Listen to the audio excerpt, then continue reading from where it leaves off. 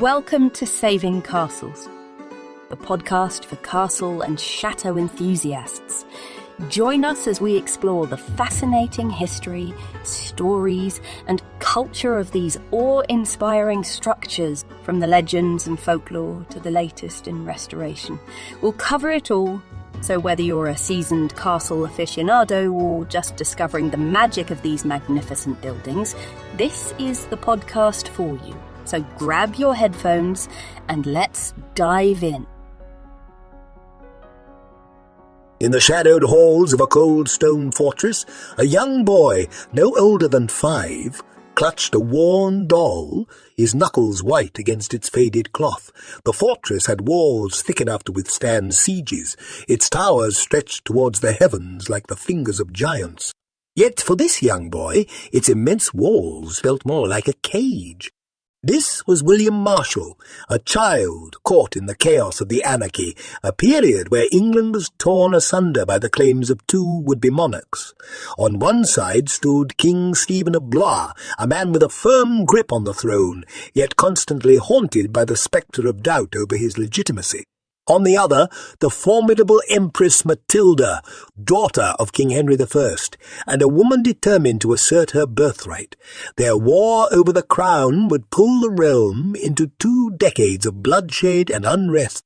Amid this turmoil, young William became an unexpected pawn. As the son of a minor nobleman, John Marshal, who shifted his support between Stephen and Matilda as he saw fit, William found himself thrust into a world of political machinations far beyond his tender years.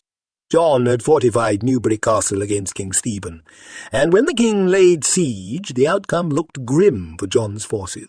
But here's where the tale takes a dark twist. In a bid to secure his own son's safety and buy time, John offered young William as a hostage, a guarantee of his good faith and future surrender. The king, with a glint in his eye, accepted. Yet, when it became evident that John Marshal had no intention of keeping his word, Stephen, exasperated by John's deceit, threatened to catapult young William over the walls of the besieged castle, to which John famously retorted that he still had the anvils and hammers to forge even finer sons. It's easy to gasp at such seemingly callous indifference, yet it paints a vivid picture of the ruthlessness of medieval politics, where the lines between personal ambition and familial duty often blurred. But for William, it was a baptism by fire. Despite the threat, King Stephen, unable to bring himself to harm the innocent boy, spared him. Many whispered that the king had seen something remarkable in the child's eyes, a steely resolve that belied his tender age. As the years unfold, William's life became an intricate tapestry of knighthood, stitched with threads of honour, courage, and diplomacy. Yet those early years, filled with the echoes of clashing swords, the mournful cries of war-torn villages, and the shadow of treacherous castle walls, were formative. They shaped the mettle of the man who would emerge from the crucible of conflict, not just as a knight, but as the very embodiment of chivalry. Indeed, it is in such tumultuous backdrops that legends are born. And as history would later attest, the trials of his youth served only to temper William's spirit, forging an indomitable will that neither sword nor circumstance could shatter. As castle enthusiasts, you know that the strongest fortresses often have the most battle scars. Similarly, the makings of William Marshal as the realm's greatest knight began, not on the jousting fields or in the grand courts, but in the shadowed corridors of a besieged castle, as a young boy caught in the midst of an empire's storm. We shall trace the arc of William's life from those perilous beginnings to his rise as an unparalleled figure of knighthood. Remember that cold fortress, the weight of the crown's politics, and a young boy's unwavering gaze. For in his story we find the essence of what it means to be truly tempered by valor. The glint of sunlight on steel, the muffled thud of wooden swords, and the persistent chime of a smithy in the distance painted the backdrop of William Marshal's adolescent years. As the embers of the anarchy cooled and England entered a period of uneasy stability, William, no longer a mere pawn in a grand game, was apprenticed as a squire. Being a squire was more than just a title. It was a rite of passage. Every young noble lad dreamt of earning his spurs. But first they must tread the path of service and learn the codes of chivalry, both in theory and in practice. For young William, the world of squires was both an academy and an arena. It was here, under the stern gaze of seasoned knights, that he would receive the training to harness his raw potential. One can imagine a younger William, sweat glistening on his brow as he engaged in rigorous training drills. He would have practiced the melee, where teams of knights and squires clashed in controlled chaos. These mock battles were not mere games. They were simulations designed to prepare young men for the brutal reality of medieval warfare. Every thrust, parry, and dodge William executed was a dance of survival. Yet even amid this environment, William stood out. There were tales whispered among the squires, how William could unhorse a knight with a single, well-timed thrust, or how his strategies in the mock battles often led his team to victory. His commitment to excelling was evident, and soon tales of his prowess started trickling into the courts and halls of England. The medieval world placed immense emphasis on honour and reputation. The word of a knight, his oath, was his bond. As such, the accolade, or the ritual of becoming a knight, was more than just a ceremony. It symbolized one's entry into an elite brotherhood, bound by duty, honour, and valour. For William, this moment came sooner than most. In a setting steeped in solemnity, with nobles and knights as witnesses, William was knighted. As the flat edge of the sword touched his shoulders, bestowing upon him this honour, it was as if time itself held its breath. The weight of the blade was nothing compared to the weight of the responsibility that now rested upon him. In that hushed silence, punctuated only by the soft murmurs of prayer, William Marshal transitioned from a promising squire to a knight, a protector of the realm. This transition wasn't just symbolic. As a knight, William would now be expected to serve his liege in war, counsel him in peace, and above all, uphold the chivalric code. Knights were more than just warriors. They were the moral compass of medieval society, expected to embody virtues such as loyalty, bravery, and courtesy. It's worth noting that while knighthood was often the domain of the nobility, it was not guaranteed. Many a noble scion failed to attain this honour, their names lost to the annals of history. Yet William, a boy once threatened with a trebuchet, now stood among the ranks of the realm's defenders. His early years had been a crucible, and his time as a squire had honed his skills. But with knighthood, a new chapter began. One filled with tournaments, battles, and political intrigue. If the life of a squire was a rehearsal, the life of a knight was the grand performance, with all of medieval society as its audience. As we delve deeper into William's story, remember this moment of transition. For in this transformation from squire to knight lies a lesson. That life is not determined by the circumstances of one's birth or the trials of one's youth. Instead, it is shaped by the choices one makes, the honour one upholds, and the challenges one overcomes. The sun cast its brilliant rays upon the sprawling meadow, turning the ground into a vast canvas of gold and green.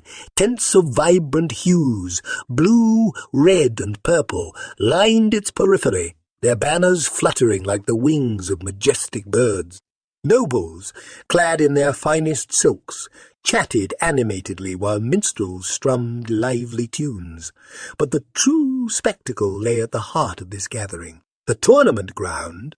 Amidst the sounds of trilling trumpets, the herald announced the names of the participating knights. One name, in particular, sent ripples of anticipation through the crowd: Sir William Marshal. Tournaments in the 12th century were not the chivalric affairs of later periods, characterized by jousting and courteous gestures. No, these were brutal mock battles, mirroring the chaos and intensity of genuine warfare. Participating knights sought to capture their opponents. not for glory alone, but for ransom. A successful knight could earn a small fortune through these events, and for many, the line between warfare and these contests was wafer thin. William's entry into this world of tournaments was not just a testament to his martial skills, but also a strategic move. With each victory, his coffers swelled, and so did his reputation. His strategy was unmatched. While others charged headlong into battle, William displayed an uncanny ability to anticipate moves, making his charges with precision and purpose. He became a force to reckon with, not just for his strength, but for his intellect. Witnesses spoke of a particular event where William, against overwhelming odds, outmaneuvered his opponents, capturing several knights in a brilliant tactical move. The cheers of the crowd were deafening, but amidst the jubilation, William's eyes remained focused, always seeking the next challenge, the next opponent. His prowess in tournaments also led him to introduce an innovation that changed their very nature, the concept of ransoming. Instead of injuring or even killing an opponent, William saw the economic value in capturing and then ransoming them. This strategy was twofold. It ensured a steady income and elevated his standing as a chivalrous knight, respectful even in the heat of battle. However, it wasn't all about the money. Tournaments were social events, drawing the attention of the most influential figures of the realm.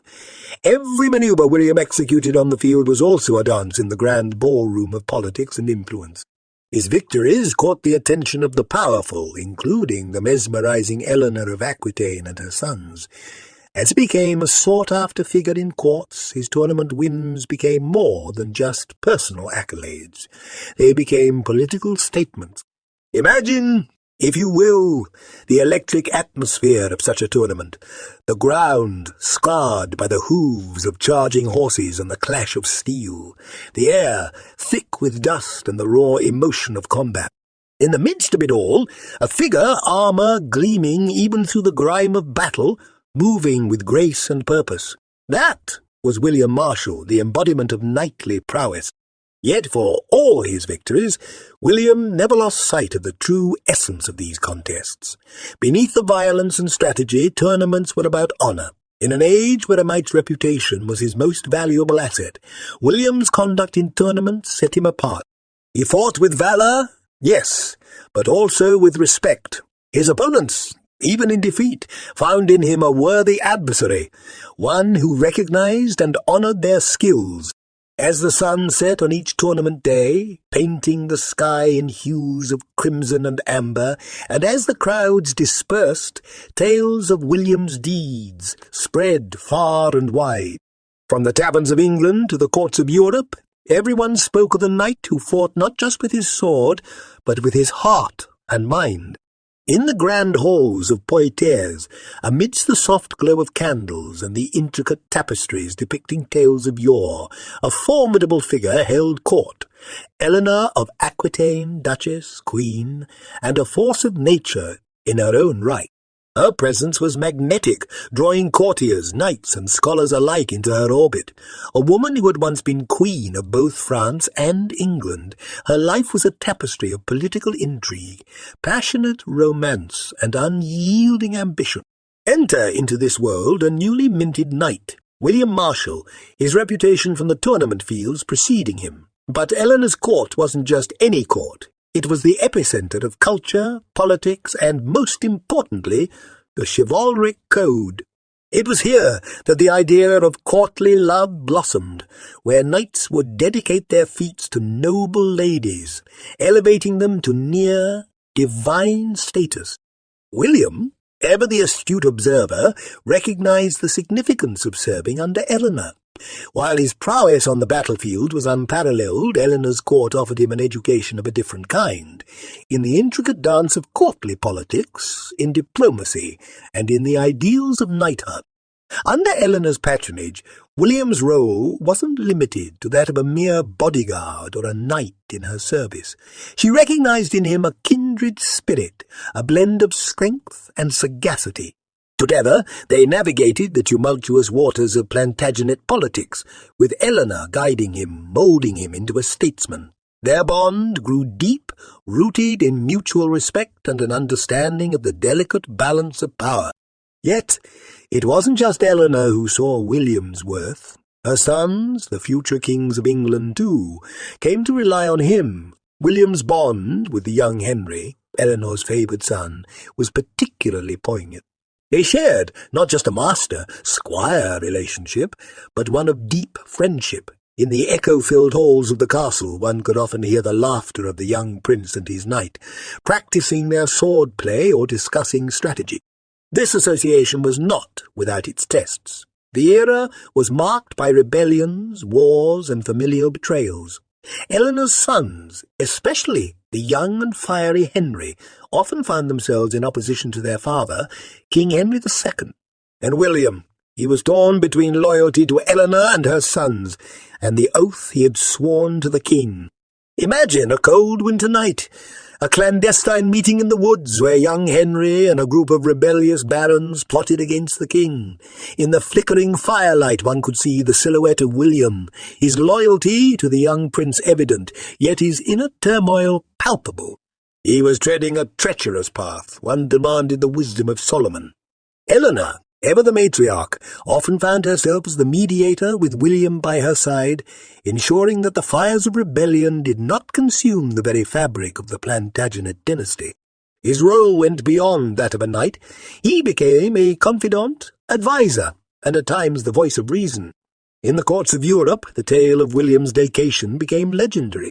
It was said that during a particularly heated rebellion, when young Henry lay on his deathbed, struck down by fever, it was William who stayed by his side, comforting him, whispering words of courage, and ensuring the prince did not die alone. Such was the depth of his loyalty. Yet, amidst the political storms, there were moments of respite. Under Eleanor's guidance, William also became a patron of the arts, immersing himself in the world of poetry, music, and courtly romance. The knight, known for his combat prowess, also became celebrated for his refined tastes and his understanding of the softer, more nuanced aspects of chivalry. Eleanor's court, with its blend of politics, art, and chivalry, was the crucible in which the legend of William Marshal was forged, not just as the greatest knight, but as a symbol of what knighthood truly represented. In his unwavering loyalty, in his dedication to the ideals of chivalry, and in his service to a queen who was a legend in her own right, William's story became inextricably intertwined with the very essence of the Plantagenet dynasty. Normandy, with its rugged coastline and verdant fields, has always been a land of strategic significance. Situated just across the English Channel, its fate and fortune have long been intertwined with England. In the late 12th century, as William Marshal's reputation soared, Normandy would become the stage for one of the most pivotal chapters of his life. To understand the magnitude of William's role in defending Normandy, one must first grasp its geopolitical importance. As the ancestral lands of the Plantagenet dynasty, Normandy was not just a piece of real estate. It was the heart of an empire that stretched from the Scottish borders to the Pyrenees. By the 1190s, however, clouds of war loomed over this prosperous region. Philip II of France, an ambitious monarch with dreams of expanding his dominion, cast covetous eyes on Normandy, and William Marshal, by now a seasoned warrior and diplomat, was entrusted with its defence. Imagine for a moment the imposing silhouette of Chateau Gaillard perched defiantly atop a limestone cliff overlooking the Seine. Dubbed the key to Normandy, this fortress, with its triple set of walls and innovative defences, was the brainchild of Richard the Lionheart, King of England. As Philip's forces approached, William, understanding the castle's strategic importance, took command of its defence. The ensuing siege was not merely a military confrontation, it was a clash of wills. On one side stood the formidable French army, their numbers swelling like a tide, their intent clear. On the other, a smaller but resolute garrison, led by William, their spirits unyielding, even in the face of overwhelming odds. The days turned into weeks, and the weeks into months. The sounds of battering rams, the hiss of arrows, and the roar of the fighting became a relentless symphony of war. Yet, amidst this cacophony, one could discern the strategic genius of William Marshal. Employing a blend of guerrilla tactics, diplomacy, and sheer resilience, he held the French at bay, turning Chateau Gaillard into an unbreachable bastion. Stories of William's defiance spread like wildfire. Tales told of how, even when faced with starvation, the garrison, inspired by William's indomitable spirit, resorted to eating their horses, yet refused to surrender. On another occasion, when a portion of the walls was breached, William, donning his armour, personally led a sortie, driving the French back and sealing the breach. Yet it wasn't just about combat. William, always the diplomat, continually sought to negotiate, to find a peaceful resolution even in the heart of conflict. He corresponded with Philip, proposing terms, ensuring that while he defended the castle with sword and shield, he also wielded the quill with equal dexterity. However, the geopolitical landscape was shifting. With the death of Richard the Lionheart and the ascension of his brother John, the dynamics changed. King John, lacking his brother's military acumen and charisma, struggled to hold on to the vast Angevin Empire. Amidst this turbulence, William's role became even more crucial. He was not just the defender of a castle. He was the bulwark against the disintegration of an empire. As the months wore on, the situation grew dire. Supplies dwindled, and the spectre of defeat loomed large. Yet William, ever the beacon of hope, rallied his troops, reminding them of their duty not just to a piece of land, but to an ideal, to the very concept of loyalty and defiance in the face of overwhelming odds. In the annals of history, Normandy would eventually fall to the French. But the resistance, the unyielding spirit showcased by William and his men, would echo through time. For here was a knight who stood tall, not for personal glory, but for a cause, for the defence of a realm, and for the honour of his king. In the chronicles of medieval warfare, the defence of Normandy, led by William Marshal, stands out not as a tale of victory or defeat, but as a testament to the indomitable human spirit, a reminder that true valour is often showcased not in the face of victory, but in the shadow of impending defeat. In the vast tapestry of medieval Europe, interwoven with tales of valour, intrigue, and ambition, there are threads of tender, genuine affection. Such is the story of William Marshal and Isabel de Clare. While battles and politics shape the contours of their lives, at the heart of their tale is a profound human connection. Isabel, daughter of the mighty Richard de Clare, known as Strongbow, was an heiress of immense value. With lands stretching across England, Wales, and Ireland, she was not merely a woman. She was a living legacy, a key to power and influence. Yet behind the grandeur and titles, Isabel was also a young woman, with dreams, aspirations, and a yearning for genuine companionship. Their union, at first glance, bore the unmistakable hallmarks of medieval politics. William, having carved a name for himself through sheer prowess and dedication, stood at the threshold of true power. Marrying Isabel was not merely a personal decision. It was a strategic move, a union of the sword and the scroll. It promised William lands, wealth, and a firmer footing in the treacherous sands of Plantagenet politics. Yet, to reduce their marriage to mere politics would be an oversimplification, for beneath the strategic veneer there was warmth, respect, and a shared vision. Picture the sprawling castle of Pembroke, its walls echoing tales of conquests and alliances.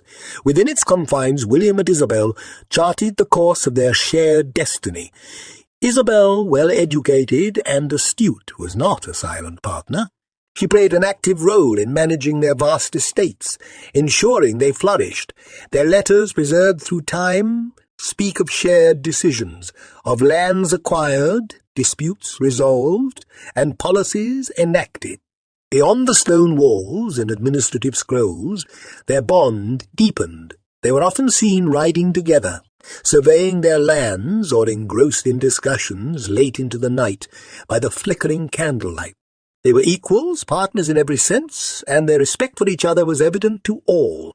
In a world where women, especially of noble birth, were often pawns in the great game of dynastic politics, Isabel's role in William's life was revolutionary. She was his confidant, adviser, and the anchor that grounded him, and he, in return, was her protector, ally, and companion.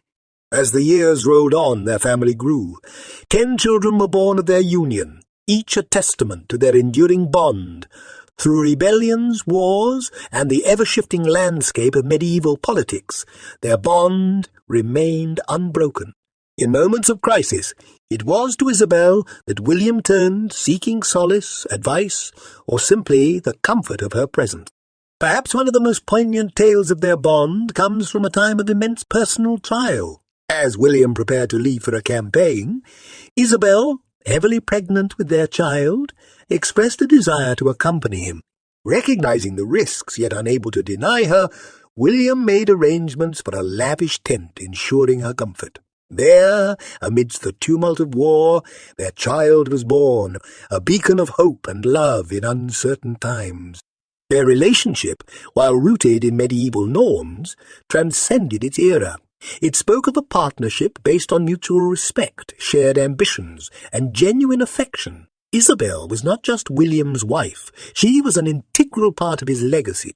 Together, they navigated the challenges of their age, leaving behind an indelible mark. As we delve deeper into the annals of history, amidst tales of knights and castles, battles and betrayals, it's stories like William and Isabel's that remind us of the human essence that underpins it all. For, at the heart of grand events and epic sagas, lie simple tales of love, companionship, and shared dreams.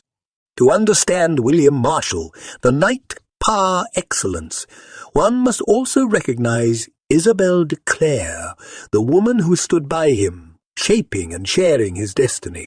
Their story, intertwined with the larger narrative of medieval Europe, is a poignant reminder that behind every great man there often stands an equally remarkable woman.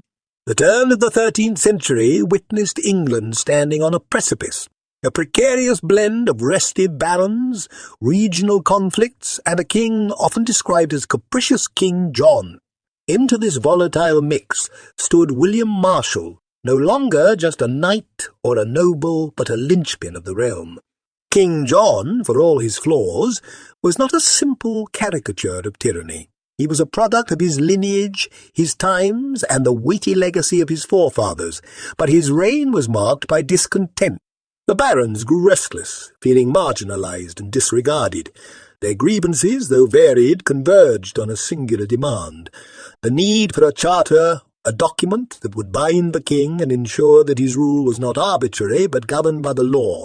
Enter William Marshal, a man whose reputation was built on loyalty, valor, and an uncanny ability to navigate the treacherous waters of medieval politics. By now, William was no stranger to the intricacies of power. His association with the Plantagenet dynasty, his vast lands, and his role as a trusted adviser made him an obvious choice to mediate between the king and the disgruntled barons. Imagine the scene at Runnymede, a meadow by the River Thames, in June 1215. Tents peppered the landscape, and banners flapped in the wind. At one end stood King John, surrounded by his loyalists. At the other, a coalition of barons, their faces etched with determination. And in between, striving to bridge the chasm, was William Marshal. The negotiations were intense. The air was thick with tension, every word weighed down by its implications. Yet William, with his diplomatic acumen, managed to ensure that dialogue, not conflict, prevailed. It was a delicate balancing act, recognizing the legitimate grievances of the barons, while ensuring that the monarchy's authority remained intact. The result? The Magna Carta, a foundational document that promised to limit the powers of the king and safeguard the rights of the nobles. But its significance transcended the immediate political context. It was a beacon, albeit a flawed one, signalling the dawn of constitutional governance, an idea that power must always be accountable. But William's role didn't end with the sealing of the Magna Carta. The document, while revolutionary, was also divisive. Many, including King John himself, were reluctant to adhere to its stipulations. This reluctance culminated in the First Barons' War, a civil conflict that threatened to tear the realm asunder. During this tumultuous period, William's loyalty to the crown never wavered, even when it might have been politically expedient to do otherwise. He was the stalwart defender of the Plantagenet legacy, standing firm amidst the shifting sands of rebellion and intrigue.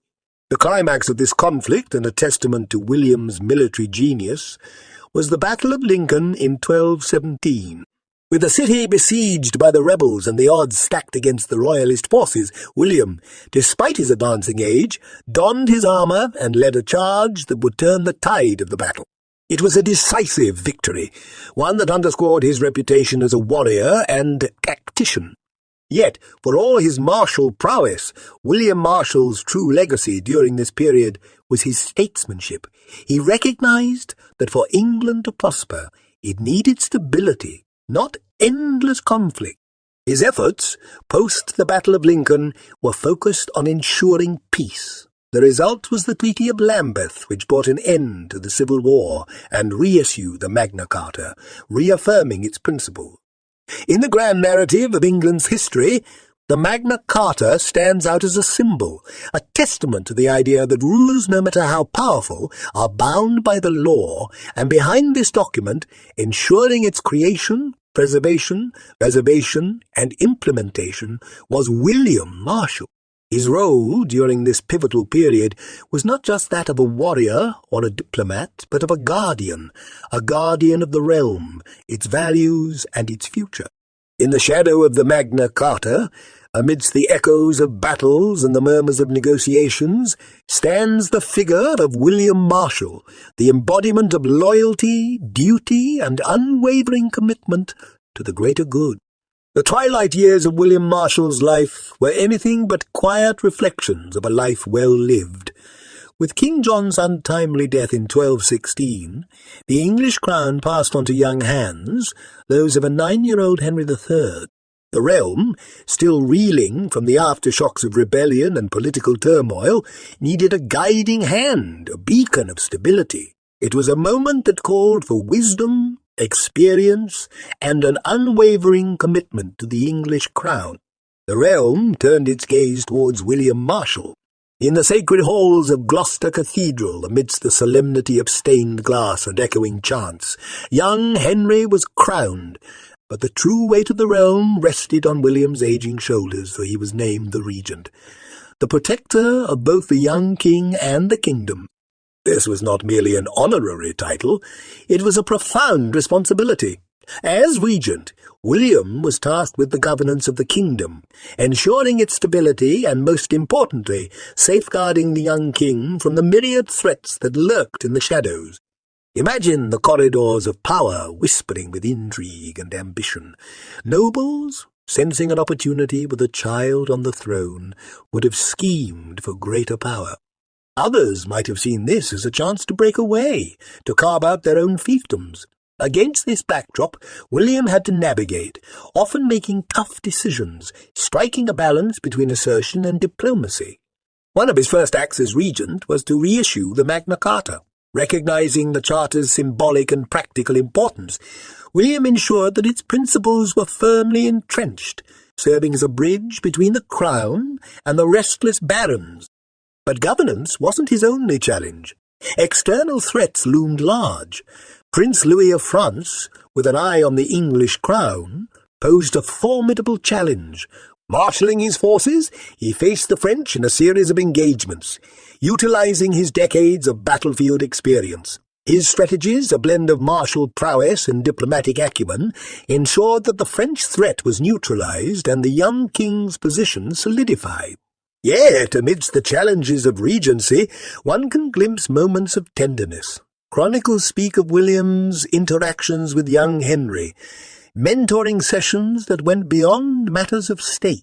He imparted to the young king lessons on knighthood, honour, and the weighty responsibilities of wearing a crown. In the young monarch's eyes, William was more than a regent. He was a mentor, a guiding star. But time, the one opponent no knight can defeat, was catching up with William.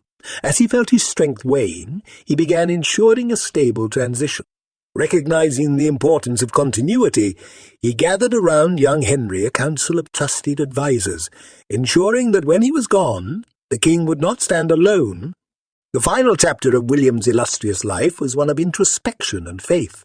He sponsored the construction of a new priory in London, the Temple Church, which stands to this day as a testament to his piety and his dedication to the Templar Order. As the sun set on his life in May 1219, William Marshal lay on his deathbed, but even in his final moments his thoughts were for England and its young king. His last act, a testament to his life's guiding principles, was to take the habit of the Templar, surrendering to faith, duty, and honour. In the annals of history, many have worn the mantle of power, but few have done so with the grace, dedication, and unwavering commitment of William Marshal. As regent, his role was not just that of a guardian to a young king, but of a steward to an entire kingdom. He held the fabric of England together during one of its most vulnerable moments, ensuring that the Plantagenet legacy lived on. Behind the titles, the battles, and the political manoeuvres stands the figure of a man, a knight, a statesman, and a mentor whose life serves as a shining example of what it means to truly serve, to dedicate oneself to a cause greater than oneself. In the shadows of ancient stone halls and the hushed whispers of medieval courts, stories are born. They are tales of valour, honour, and indomitable spirit, woven into the very fabric of a culture. And amongst these legends, one name echoes with unparalleled reverence: William Marshal. Years after his passing, the essence of William did not fade. If anything, it became more radiant, filtering through the ages, capturing the imagination of many generations. How does a man ascend from mortality of life to the immortality of legend? To understand this, one must delve into the rich tapestry of medieval chronicles and ballads that sang praises of William's deeds. His life, already storied and full of adventure, became a favourite topic for bards and chroniclers. The Histoire de Guillaume le Marshal, an epic poem comprising over 19,000 lines, is one such chronicle that stands as a testament to William's legacy. Commissioned by his family, this detailed narrative paints a vivid picture of William's journey, from his humble beginnings to his pinnacle as the guardian of England. Imagine a medieval gathering, the room dimly lit by flickering candles. As the bard begins to recite, listeners are transported to the jousting fields where a young William showcased his prowess, to the courts where his wisdom prevailed, and to the battlefields where his valour shone brightest. The verses, rich in detail and drama, brought William to life, ensuring that his legend was passed down through the ages. But it wasn't just grand epics that celebrated William. In the bustling markets and along the dusty roads, travelling minstrels sang ballads of his chivalry. These shorter, often more embellished accounts made William Marshal a household name. Children would play, act his duels. Elders would reminisce about the golden era under his guardianship. Yet, beyond the verses and melodies, what truly immortalized William Marshal was the resonance of his values. He wasn't just remembered for his deeds, but for the principles he embodied: honor, duty, loyalty, and an unwavering commitment to the realm. In an age characterized by shifting allegiances and political intrigue, William's steadfastness made him an exemplar of chivalry. This portrayal in literature and song provided a template for subsequent generations. Knights aspired to emulate his code, rulers sought to govern with his wisdom, and scholars dissected his life, seeking insights into the medieval world. In many ways, the tales and ballads of William Marshal became instructional, setting a standard for what it meant to be noble, both in title and in spirit. And as the Middle Ages gave way to the Renaissance and beyond, the interest in William did not wane. Historians, armed with quills and ink, took up the task of dissecting his life, drawing from ancient manuscripts and chronicles. Through their writings, William Marshal transitioned from the realm of folklore to the annals of documented history. The numerous castles and fortresses he helped construct, the laws he influenced, the battles he fought, all became subjects of intense study. Academic conferences deliberated on his strategies, playwrights dramatized his duels, and authors penned novels inspired by his adventures. However, the true essence of William Marshal's enduring legacy lies not just in the pages of history books or the verses of ballads. It thrives in the collective consciousness of a culture that values honor and duty. It resonates in the stories parents tell their children, in the lessons mentors impart to their protégés, and in the aspirations of a nation that sees in William Marshal the embodiment of its highest ideals. In the vast expanse of time, many names fade, their achievements eroded by the sands of time. But then there are those like William Marshal, whose essence becomes timeless and illuminates the path for generations to come. His presence, while no longer of flesh and blood, is enshrined not only in written records and tales passed down, but also in enduring stone and the spirit of places that witnessed his life's journey. The winding River Thames, coursing through the heart of London, has seen empires rise and fall, but on its banks stands a testament to Marshal's dedication to faith and chivalry. The Temple Church. While London has grown and transformed around it, this ancient edifice, with its distinct round nave and effigies of knights in repose, remains untouched by time. One can almost hear the echoes of ancient chants, the murmurs of Templar knights, and among them the figure of William Marshal in his final act of piety.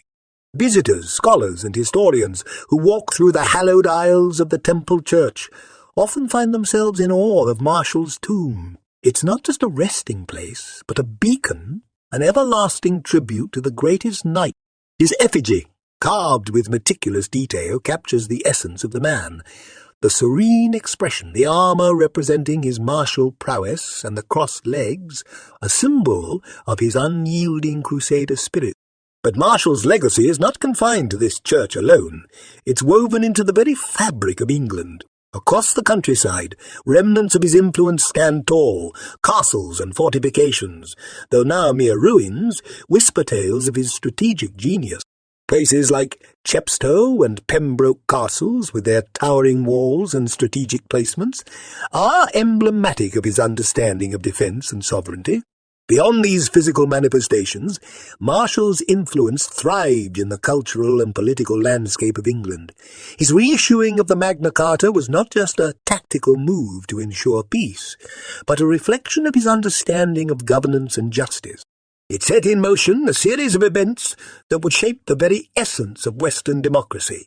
Even in the complex tapestry of relationships within the Plantagenet dynasty, Marshal served as a binding force. Through feuds, rebellions, and shifting loyalties, he was the unwavering pillar that held the dynasty together, guiding it through its most tumultuous times. His counsel was not just sought in matters of war, but in the delicate intricacies of courtly politics. And as centuries rolled on, the reverence for Marshal did not diminish. If anything, it intensified.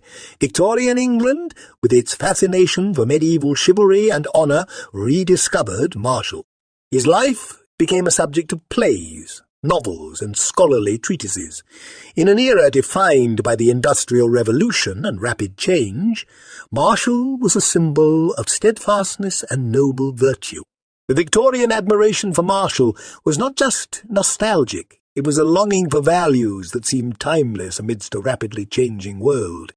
Today, in the 21st century, the world is a vastly different place from the medieval landscapes that William Marshal once traversed. Yet, in classrooms, scholarly conferences, historical reenactments, and popular culture, his name is invoked with the same reverence. His life serves as a bridge connecting epochs, reminding us of the enduring virtues of honour, duty, and unwavering commitment. The life of William Marshal, from his humble origins to his ascent as the protector of an entire realm, is not just the journey of an individual, but a reflection of an era. His legacy, enshrined in stone, parchment, and collective memory, is a testament to the indomitable human spirit. In the annals of history, while empires fade and dynasties crumble, the legacy of individuals like Marshal shines bright, serving as a beacon for all of humanity. We hope you enjoyed this episode of the Saving Castles podcast. Stay tuned for our next episode, where we'll continue to explore the fascinating world of castles and chateaux. Don't miss out and subscribe to our podcast to get notified when new episodes are released. For more information about us and our work, visit savingcastles.com. Thank you for listening.